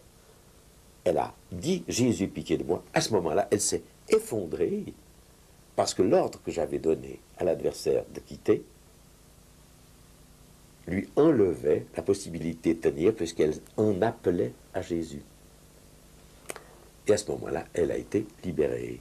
Alors, ce qui est intéressant dans ce cas, c'est que, vous le voyez, il y a nécessité d'intervenir auprès de la personne pour qu'elle-même veuille la libération, en prenne la responsabilité, se reconnaisse responsable de ce qui lui est arrivé. Le démon n'avait pu entrer en elle que parce qu'elle y a consenti. Et c'est la raison pour laquelle je dis que la pratique de l'exorcisme est en soi relativement facile, dans la mesure où nous nous intéressons non pas au démon, mais au terrain, donc à la personne, aux conditions, aux circonstances qui ont permis à l'adversaire d'entrer dans cette personne. Et c'est la raison pour laquelle le ministère qu'on appelle ministère de relations d'aide, qu'on appelle ministère de cure d'âme, est un ministère pastoral par excellence, puisqu'il invite la personne à se reconnaître coupable, responsable devant Dieu, mais à lui annoncer aussitôt que la grâce lui est offerte et que, avec le pardon, la libération va lui être octroyée. Il arrive même qu'il n'y ait pas besoin de pratiquer l'exorcisme, parce que quand la personne s'humilie, quand la personne demande pardon à Dieu et prend la décision, avec l'aide de Dieu, de se séparer du mal, je puis dire que le démon quitte le terrain. Ce n'est que s'il est investi fortement en elle que j'ai à intervenir comme je l'ai fait au nom du Seigneur. Mais vous l'avez fait seul. Or, vous avez parlé pour les liens de la présence d'un frère. Est-ce que dans l'exorcisme, on peut pratiquer aussi cet exorcisme seul, ou est-ce qu'on... Eh bien, on ne choisit pas. Je veux dire qu'en l'occurrence, je n'avais pas à choisir, j'étais tout seul. Mais j'aime personnellement à être accompagné de quelqu'un, d'autant plus que on risque quand même quelque chose à s'opposer à l'adversaire.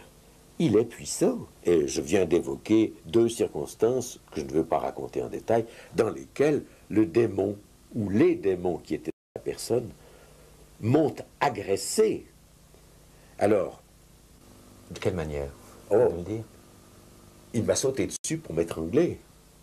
J'ai pu saisir ses mains et dire « Au nom de Jésus-Christ, vous lâchez !» Je n'ai pas dit à l'homme, j'ai dit « Au nom de Jésus-Christ, vous lâchez !» Et aussitôt, j'ai été libéré de cette strangulation. Une autre fois, c'est quelqu'un qui a voulu me tuer, mais je ne vais pas entrer dans les détails.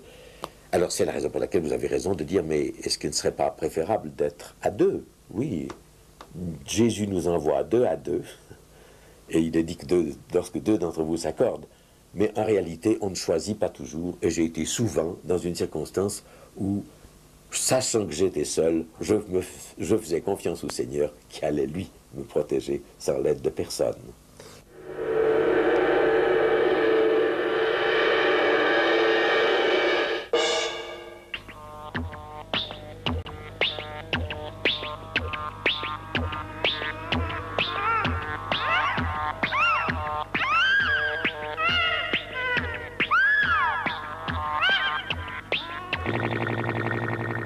Les sangles que vous voyez, et qui sont extrêmement robustes puisqu'il s'agit de cuir et qu'il a 3 mm d'épaisseur, sont là de manière à contrecarrer l'action explosive du démon. Pendant l'exorcisme, en effet, le possédé que vous voyez là a une force absolument surhumaine, à tel point que plusieurs hommes n'arrivent pas à le maîtriser sur cette table. Pour cette raison, les sangles sont destinées à l'y maintenir. Voilà pourquoi il est sanglé. Prenez maintenant sous les... en face des genoux, de l'autre côté des genoux, pour voir si les jambes plient. C'est la table qui s'en va. C'est la table qui monte. C'est la table qui monte. J'ai pu observer par ailleurs, toujours pendant ces exorcismes-là, que des modifications corporelles se produisaient. Par exemple, les muscles n'étaient plus des muscles, c'était de la pierre. Je n'enlève qu'un à la fois et les 2 qui viennent ensemble. J'arrête! Sors cet homme!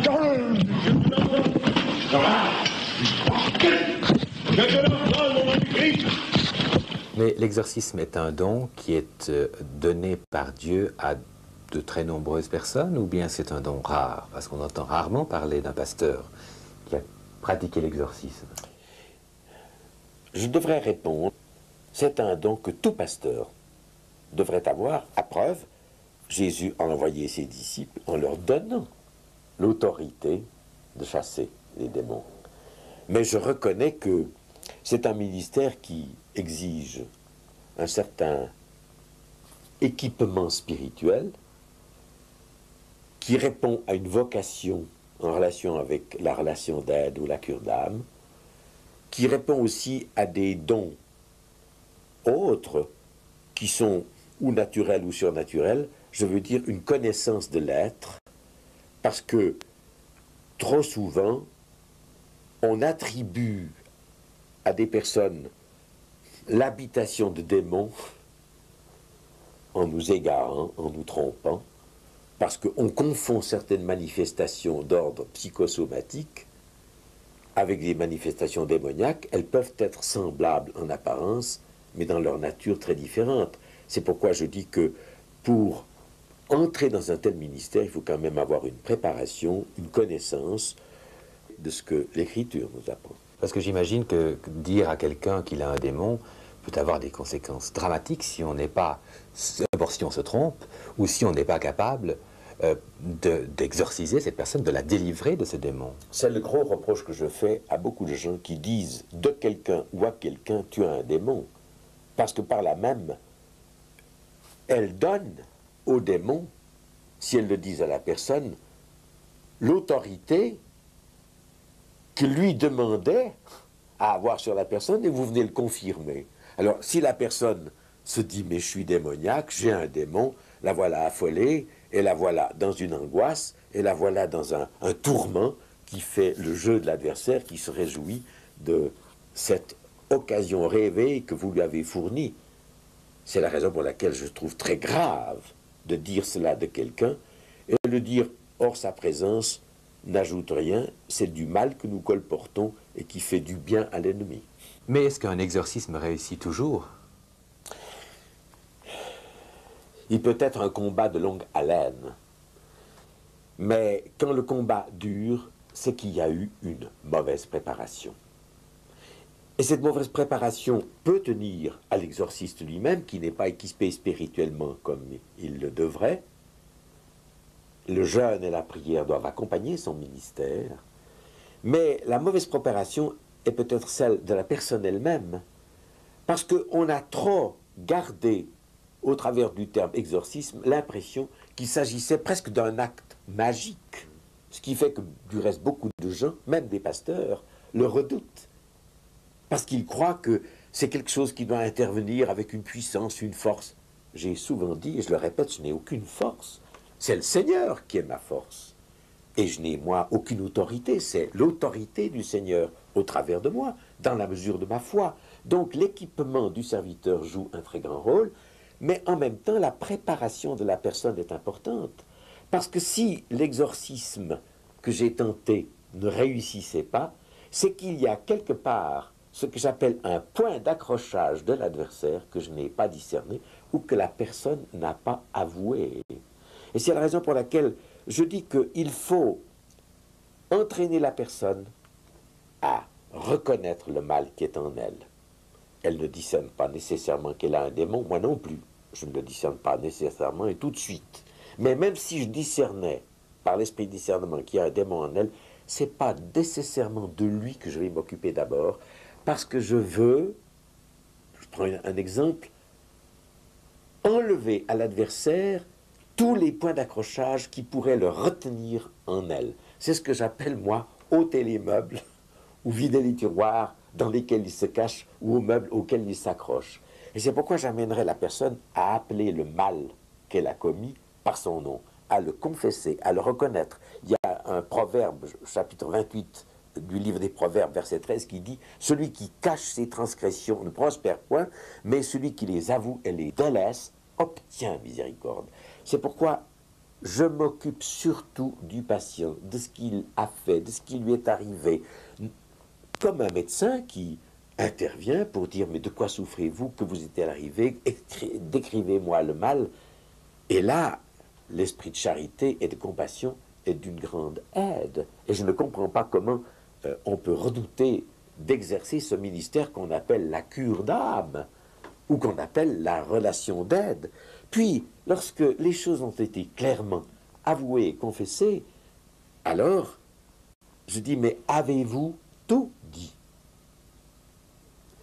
Et il m'arrive alors d'interroger les personnes, puisque je sais que l'occultisme est une des portes d'entrée du démon, puisque je sais que l'hérédité est une possibilité d'entrée du démon, parce que c'est jusqu'à la 4e génération. Je dis, mais est-ce que vous avez pratiqué de l'occultisme? Est-ce que vos parents... Alors, je mène une enquête, un interrogatoire, qui me permet de cerner les choses et qui m'amène à dire alors aux personnes, vous allez vous séparer et vous allez confesser devant Dieu, parce que confesser, ça n'est pas nécessairement simplement regretter. Il y a beaucoup de gens qui regrettent le mal qu'ils ont fait, mais ils s'en libèrent et ne le confessent jamais, parce qu'ils n'acceptent pas de s'en séparer. Alors, la rupture doit être opérée, et quand la rupture est opérée, voulez-vous, d'accord avec moi, entrer dans le chemin de Dieu et à toujours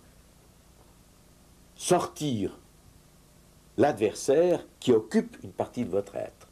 Donc je cherche au maximum leur consentement, leur vouloir, puisqu'il est dit que lorsque deux s'accordent, Dieu fera les choses. Dans votre ministère, est-ce qu'il vous est arrivé de vous tromper sur la présence ou non d'un démon, ou quant à la manière de l'exorciser?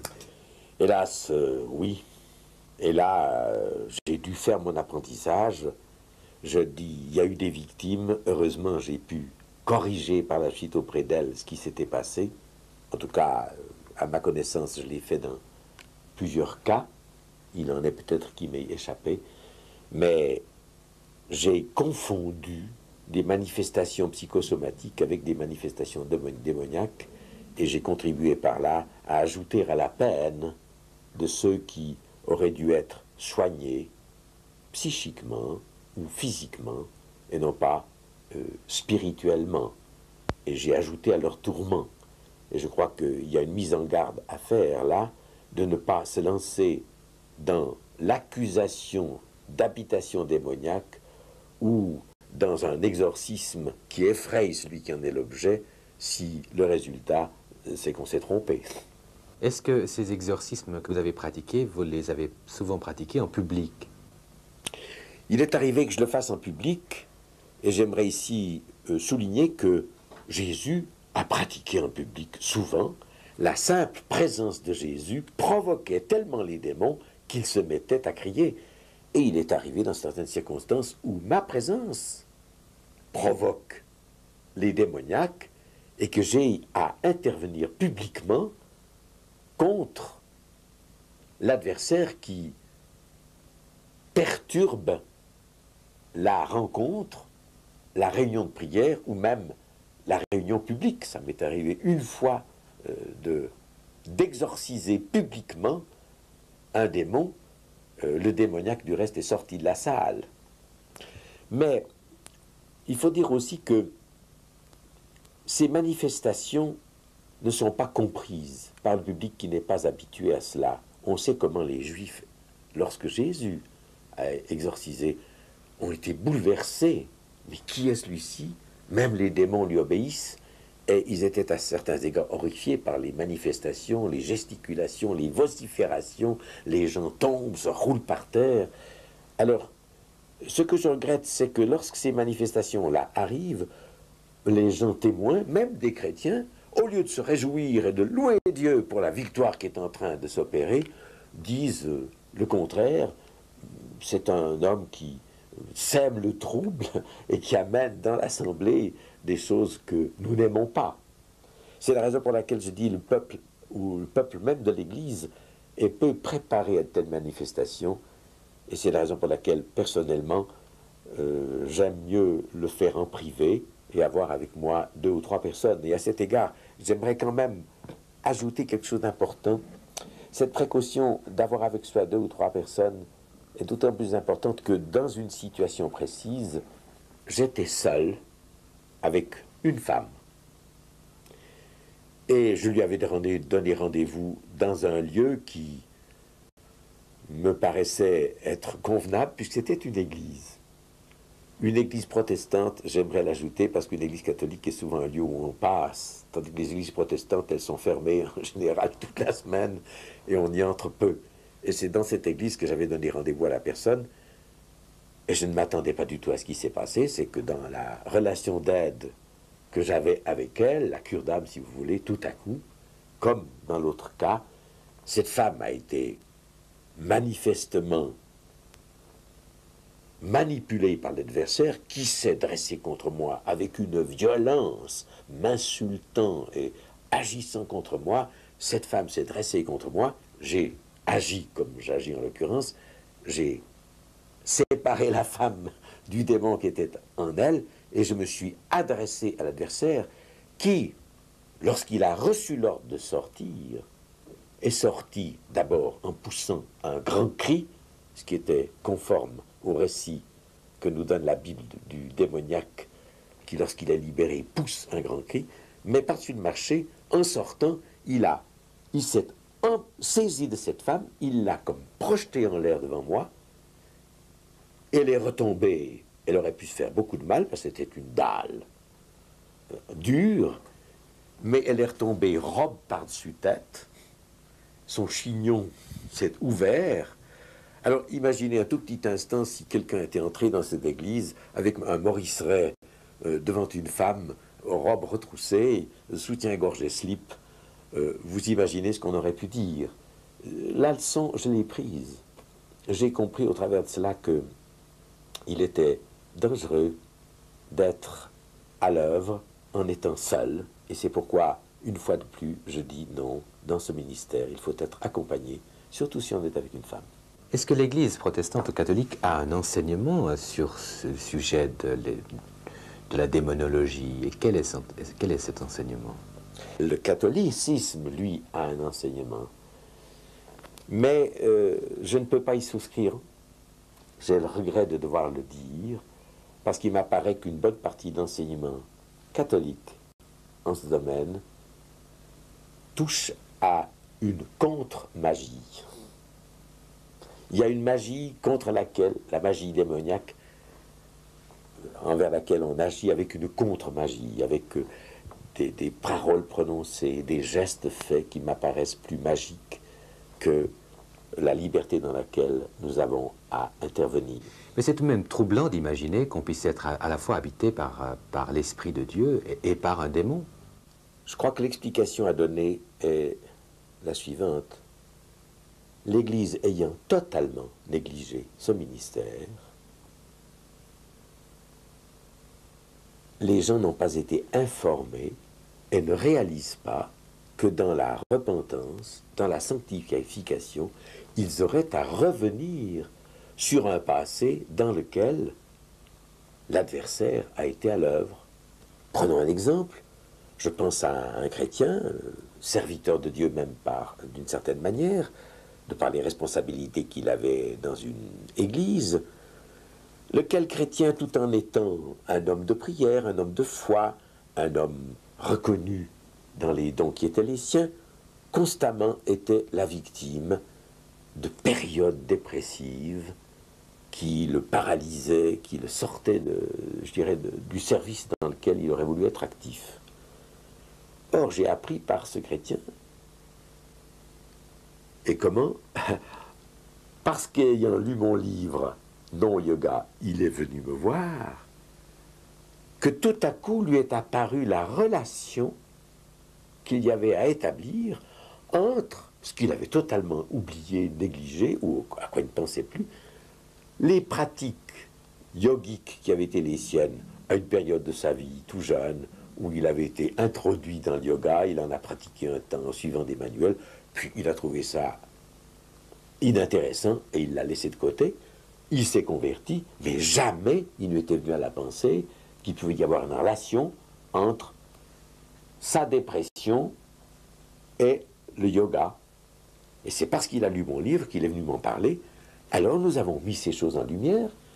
Je lui ai dit, mais tu dois reconnaître que tu as mis le doigt dans un engrenage où tu as été contaminé et qu'effectivement, il y a une relation entre l'oppression ou la dépression dont tu es l'objet de la part de l'adversaire et la porte d'entrée que tu lui as offerte par les pratiques yogiques qui ont été les tiennes. Mais vous n'êtes pas en train de nous dire que le yoga est démoniaque.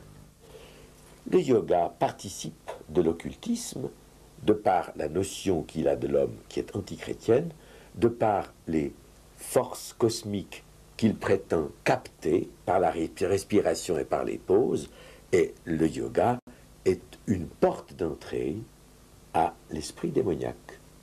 Je pense que Dieu nous prend où nous en sommes quand il nous rejoint en Christ. Et que l'opération de la régénération qu'il opère en notre vie, régénération de notre cœur, éclaircissement apporté à nos pensées par sa pensée et sa parole, ordre mis dans nos vies, il le fait comme un père, de manière éducative, de manière progressive, et de même que dans notre marche par la foi, Dieu tolère longtemps en nous des choses qui lui déplaisent, mais il sait qu'il faut y aller progressivement, comme un père sait qu'il faut aller progressivement dans l'éducation de son enfant. Je crois que beaucoup d'hommes gardent en eux, sans le savoir, des lieux d'implantation démoniaque qu'un jour Dieu mettra en lumière. Et c'est la raison pour laquelle le chemin de la sanctification peut comporter, à un moment donné, le chemin d'une libération. D'autant plus qu'on peut garder, sans toujours s'en rendre compte, des blessures profondes cachées dans lesquelles l'ennemi a trouvé un abri. Nous portons ça en nous, nous n'en avons jamais parlé à personne. Il arrive même que on jette le voile sur cela de telle manière que c'est enfoui en nous. Alors Dieu a la patience d'attendre le jour où nous pourrons supporter que ces choses soient mises en lumière et nous amènerons alors à la rencontre de quelqu'un qui, de sa part, dénoncera l'adversaire en nous. J'ose le dire, dans ma vie, c'est arrivé, parce que j'ai dû être personnellement libéré, peu après ma conversion, presque en même temps que ma conversion, mais des années plus tard, quelqu'un a été mis sur ma route qui m'a dit « Mais il y a en vous quelque chose qui me peine, je ne comprends pas pourquoi dans votre comportement, dans votre attitude, il y a un élément qu'elle a décrit et qui m'a amené à réfléchir et à voir qu'effectivement, j'avais enfoui dans mes souvenirs certains éléments qui, lorsqu'ils ont été mis en lumière, ont permis une libération qui a marqué ma vie et qui a marqué mon comportement. Est-ce que le fait que les gens, les jeunes en particulier, recherchent, soit dans les spiritualités orientales, soit dans toutes sortes de pratiques, une délivrance qu'ils ne trouvent pas, ne vient pas du fait qu'ils la recherchent d'abord peut-être dans l'Église et qu'ils ne l'y trouvent pas?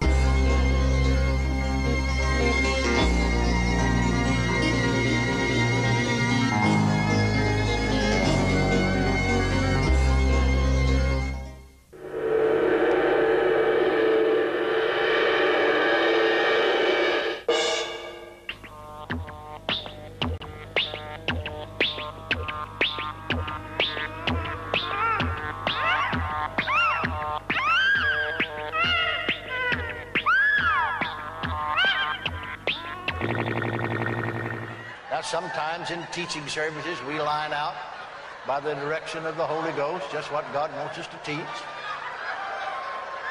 But we need all kinds of services.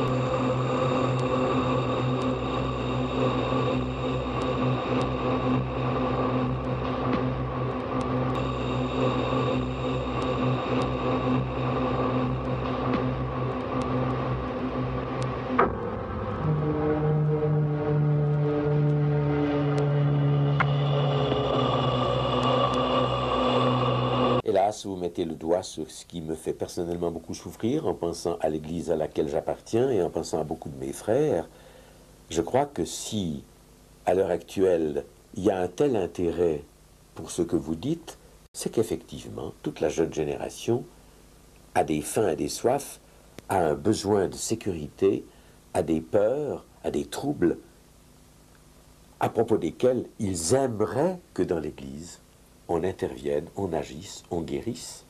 Mais, et c'est peut-être une manière de conclure positivement, on aimerait que l'Église prenne au sérieux ce ministère, et le prenne tellement au sérieux qu'elle offre une formation, une éducation et des possibilités cliniques de libération, de guérison à l'intérieur des communautés. Je crois qu'à l'heure, on n'irait pas chercher en Orient ou chez les mages ou chez les gourous ce que Jésus-Christ est venu offrir, opérer, lui seul, en vérité.